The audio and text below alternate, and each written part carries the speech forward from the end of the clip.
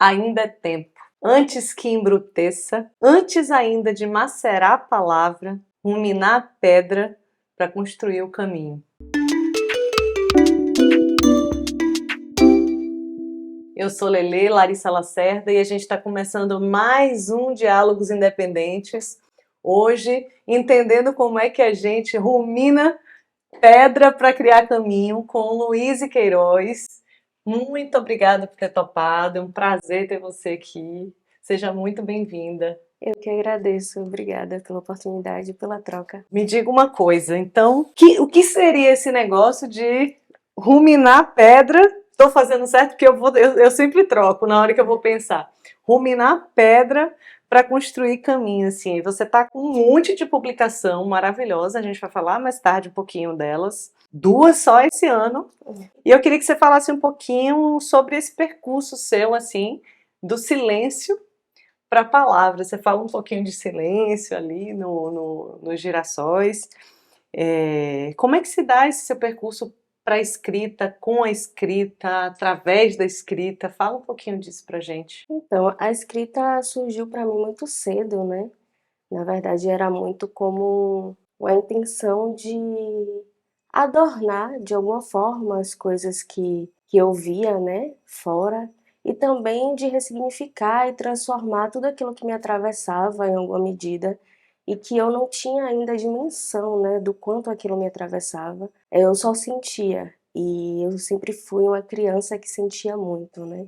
Sempre fui muito sensível, as coisas sempre me tocaram de uma forma muito intensa, e eu acho que a escrita chegou na minha vida como uma estratégia para lidar com isso, né, com essa sensibilidade. Embora ainda não tenha, quando eu era criança, ainda não tinha consciência, né, de que isso era uma estratégia para lidar com tudo isso, era um lugar de colocar, né, de desaguar, de transformar tudo aquilo que me atravessava.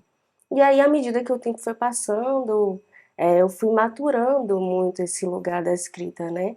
E começando a entender verdadeiramente como uma estratégia para poder lidar com tudo isso e entendendo a escrita como um potencial de recriação, né? De recriação de mim mesma, de transformação de mim mesma, de transformação das coisas à minha volta, e de criação de mundos mesmo, né? Então, esse maturar é muito nesse lugar, né? Ruminar, é muito nesse lugar de compreender, de ir buscando, de ir entrando na palavra e trazendo ela para mais perto e transformando ela em qualquer coisa, né? No que surgir, no que fluir. É muito interessante você estar falando de transformação. E você fala muito de água e de vento, que são 2 entidades da natureza que provocam muitas transformações, né? Tem esse princípio da transformação. E tem uma coisa também aí relacionada a essa sensibilidade, eu acho que você fala um pouco, né? Fala um pouquinho pra gente o que é esse vento e água que tá aí o tempo inteiro no seu texto, né? Naquilo que a gente lê de você, de que você joga aqui pra gente. Sim, a água, ela é tudo na minha vida, né? Eu sou filha das águas, eu sou moniquice, iniciada para Dandalunda, então a água, ela atravessa a minha existência e ela me compõe, né? Enquanto mulher, enquanto potência, enquanto fertilidade, né? Lugar de fertilidade, lugar de nascimento mesmo. Então, a água, ela tá em tudo. E quando eu falo movimento, eu não falo apenas desse lugar de sons e vozes e gritos, mas eu falo também no movimento do silêncio, né? O silêncio, ele aparece muito e de diversas formas, né? Sendo deslocado, né? Desse lugar de apenas ausência de ruídos, né? Que eu penso o silêncio também como um lugar de ruídos. E os barulhos que o mar faz, o barulho que a água faz, é também um lugar de silêncio, porque é um lugar de reverência, né? A água também, o mar, o rio, as águas como esse lugar de potência no sentido de entidade, né? O mar é uma entidade, é Mama Calunga, é Mama Kayala, então o mar também é um lugar de produção de movimento. Mas, na verdade, o que eu tento trazer na minha escrita, com todos esses elementos, todas essas forças da natureza, né, que são o que me compõem, né. E aí entra a água, entra a terra, tem um poema mesmo que é o Senhor da Terra, que eu falo sobre esse Inkice Cavungo, que é esse Inkice que está muito ligado à terra. Então tudo isso atravessa a minha escrita, porque compõe os meus caminhos, compõe o que eu sou. Então é isso, né, eu penso, esses elementos da natureza como parte da composição do que eu sou, né. E a palavra, ela chega para mim como esse lugar também, né. É o lugar onde todas essas coisas se misturam e fazem sentido de alguma forma, né, e recria os sentidos e transforma os sentidos. Eu acho que é um pouco disso, assim. A gente está numa cidade, numa Bahia específica, né? Salvador é uma Bahia específica com essas belezas todas que estão aí bem de frente para a gente, mas também cheia de contradições. Sim. Como é que essa Bahia, que Bahia é a sua? Que Salvador é essa sua? E como é que o que você acha que isso, como é que isso se reflete na sua escrita, assim?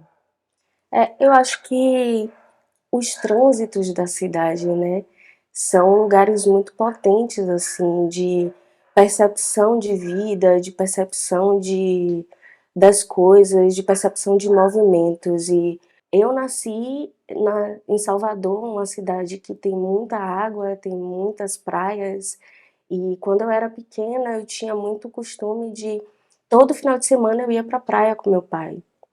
Meu pai me levava para a praia e logo em seguida a gente voltava da praia e passava na Lagoa da Baeté, para terminar o dia, assim, com chave de Água ouro. doce, água salgada, água salgada, água doce, né? Então, esses lugares, eles me atravessam desde a minha infância. Então não tem como dissociar o que eu sou do que eu escrevo. Não tem como tirar da minha palavra tudo isso que está ali o tempo todo, né? Reverberando desde a minha infância e nos movimentos de construção dos meus passos e dos meus caminhos, né? Sou também uma mulher de candomblé, uma mulher que também entende o silêncio por um outro lugar, né? Os movimentos dentro do terreiro fazem com que a gente também compreenda que o silêncio é um lugar de potência, não apenas um lugar de dor, né? Porque é esse silêncio que não aparece apenas como silenciamento, mas um silêncio como um lugar de potência, de reverência, de aprendizado, né? Eu acho que o silêncio é um dos grandes aprendizados do candomblé, né? Você silenciar para poder aprender. E antes da fala, você maturar tudo aquilo que você está aprendendo. Então, é um pouco por aí, sim. Tem esse trecho, né, que você fala, o silêncio passeava pelo quintal e só o vento soprava. E tinha essas palavras que eram ditas. Sim. Você diz num trechinho de uma poesia sua: escrever é gozar sem precisar abrir as pernas. A gente goza um pouco lendo seu livro. Eu diria que ler é gozar também. Às vezes abrindo as pernas ao mesmo tempo. Eu queria que acho que você pudesse falar um pouquinho sobre Gonzo, assim, sobre os movimentos de Gonzo, como é que é chegar até aqui, né, passando pelos girassóis estendidos na chuva. Falei certo, né? Falando. É tão bonita essa imagem. Sim. Girassóis estendidos na chuva. Como é que você vai fazendo essa travessia para chegar até Gonzo, né? Você passa por um infanto juvenil, Kuami, e chega em Gonzo agora. Assim, fala um pouquinho desse percurso e fala um pouquinho dos movimentos desse livro. Pensando um pouco, né, sobre os caminhos desses 3 livros, embora pareça que tem uma linearidade, não tem, né. Gonzo ficou pronto antes de Kuami, mas Kuami quis vir primeiro. Olha. Então, não há uma linearidade, né, nem na minha percepção de escrita, nem na concretização dessa escrita, né. Girassóis é muito, eu falo inclusive no finalzinho, assim, eu falo que é uma intenção de fala articulada no espaço intangível da minha memória. Então, Girassóis, ele brinca com esse lugar do silêncio no sentido de que eu sempre tive muita dificuldade de falar, né, muita dificuldade de falar em público, muita dificuldade de me expressar através da fala. E foi através da escrita que eu consegui expressar tudo aquilo que eu sentia. Então, Girassóis foi o meu primeiro livro sozinha, né? Já tinha publicado em algumas coletâneas antes, mas foi muito um ensaio mesmo desse lugar, né? De colocar um livro no mundo, de aprender a me movimentar nesses lugares, né? De visibilidade, de compartilhamento, é, no sentido da literatura mesmo, né? E para mim foi um movimento muito importante, que foi um movimento de abrir caminhos para a chegada dos outros e de maturar mesmo o meu corpo nesse lugar, né?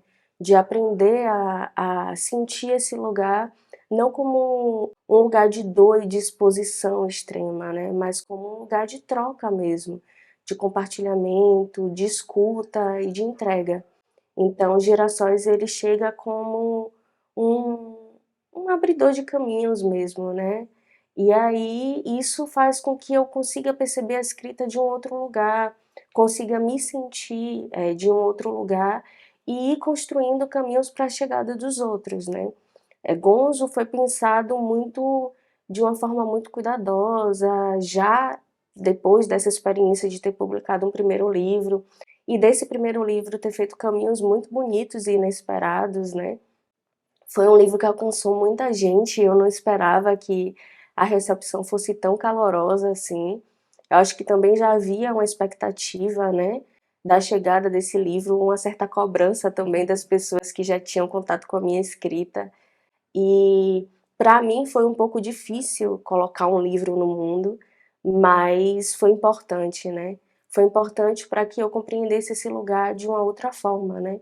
E passasse a sentir o meu corpo também fluindo um pouco melhor a partir desse lugar.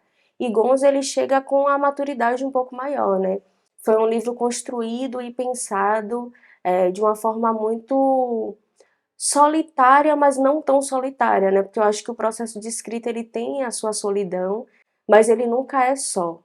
Sempre tem muitas presenças, né?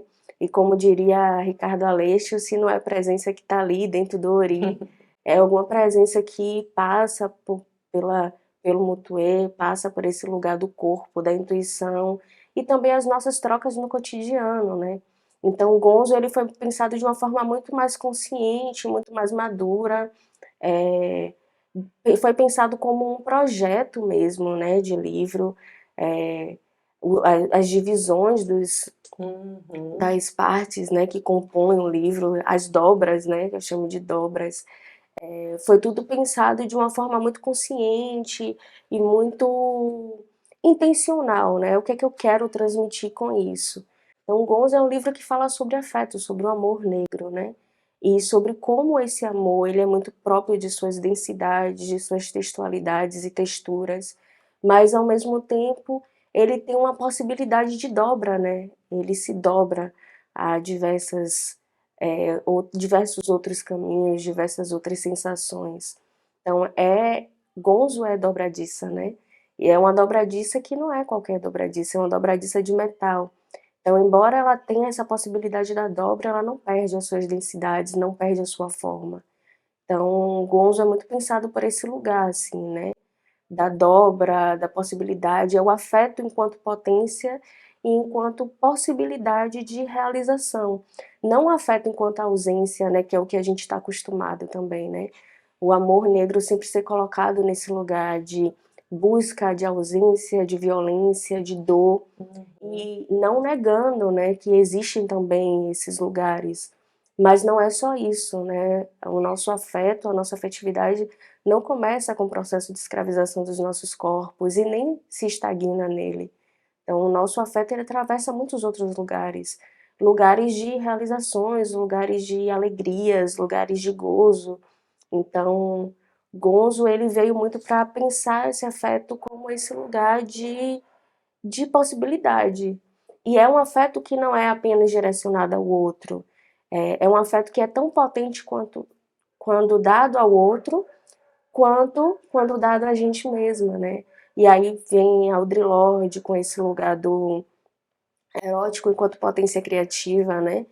O erótico enquanto força vital que está ali presente dentro da gente e que pode se manifestar de diversas formas, inclusive na escrita de um poema. Então, esse lugar do gozo da escrita é um lugar que me atravessa muito, né? E isso aparece em diversos momentos do livro, né? A escrita é para mim um lugar de potência erótica, né? Um lugar de deságue erótico. Então, no momento que eu estou escrevendo, no momento que eu estou ali, sentindo a palavra, sentindo o poema, é um momento de muito gozo, de muito prazer e de transformação e potencialidade, né? Eu acho que a gente sente isso quando a gente se encontra com sua escrita também. É muito.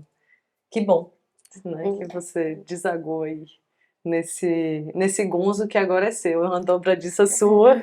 Nossa, E sorte a nossa, que agora pode ser nossa também. Em Kwame você diz assim: te conta essa história e você conta para elas. E diz ela lá brincando com as palavras que podem construir tudo. Quando você ouve a palavra independência, ser independente, relacionado, pensando nas mulheres, assim, eu queria saber o que te vem à mente, assim, pensar hoje, nesse momento, depois de tantos atravessamentos históricos, no contexto que a gente está hoje, no seu contexto pessoal, como é que você lida com essa palavra? Como ela te soa, pensar em independência relacionada à mulher? eu acho que antes de tudo, né, se sentir independente é você se sentir livre para fluir, né? E isso entra muitas coisas, né? Dentro disso tem muitas coisas. Pensando um pouco no sentido da literatura e pensando um pouco no sentido de independência, falando sobre questões financeiras também, que é um lugar também de muito importante, né? A literatura ela não dá essa independência, porque existem muitos percalços, existem muitas coisas que fazem com que a gente não consiga fluir livremente apenas sendo escritora. Então, e isso é um lugar de muita tristeza, né? E essa tristeza me atravessa muito, no sentido de muitas vezes perceber que o nosso trabalho, a nossa produção literária tem alcance, mas não tem retorno. E isso é um lugar de muita frustração às vezes, né? Que a frustração com a literatura não está no processo da escrita, não está no depois, na recepção do público, não é isso. Eu acho que está muito nessas oportunidades que muitas vezes são negadas, e o negar é de diversas formas, né? Quando você convida uma mulher para participar de um evento literário e você não oferece um retorno mínimo pelo seu trabalho, isso é negar uma independência, isso é negar uma fluidez, porque você precisa, para você conseguir fluir naquele lugar, você precisa fazer mil outras coisas. E isso gera um processo de exaustão, de cansaço. Então, são muitas nuances, né, desse, desse lugar, né, que é ser uma mulher negra escrevendo literatura. E esse lugar da independência, da autonomia vinculado à literatura é um lugar que ainda é muito falho, né? A gente ainda precisa mudar muita coisa para a gente conseguir alcançar determinados lugares, no sentido mesmo de ter um retorno, de ter um retorno minimamente satisfatório pelo aquilo que a gente faz, né? E é triste porque isso não deveria ser dito, isso não deveria ser pedido, isso não deveria ser uma pauta, né? Isso deveria ser algo que algo reconhecido de forma natural. E isso não é só em relação à literatura, é em relação às artes de modo geral, Uhum. né? E ser uma mulher negra escrevendo, a gente sabe que não é fácil, né? A literatura por si só, ela nos dá nossos prazeres, nossos lugares de gozo e tudo mais.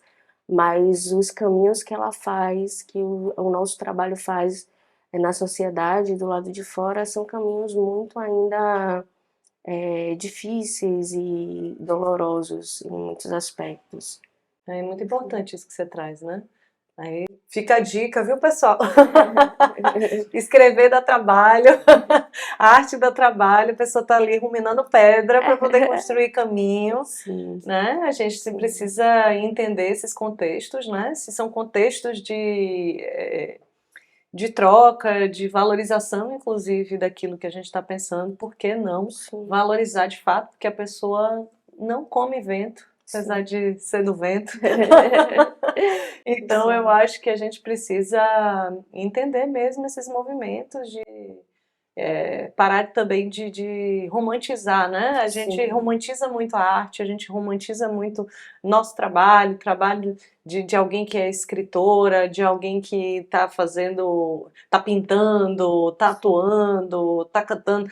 Ninguém nasce mito, a gente sim. trabalha mesmo, né? Mito é mais algo que se forja Uhum. para mais que é forjado pelo mundo para não sei a quem interessa também, né? Sim, Esse pensar que nosso trabalho não dá trabalho. sim.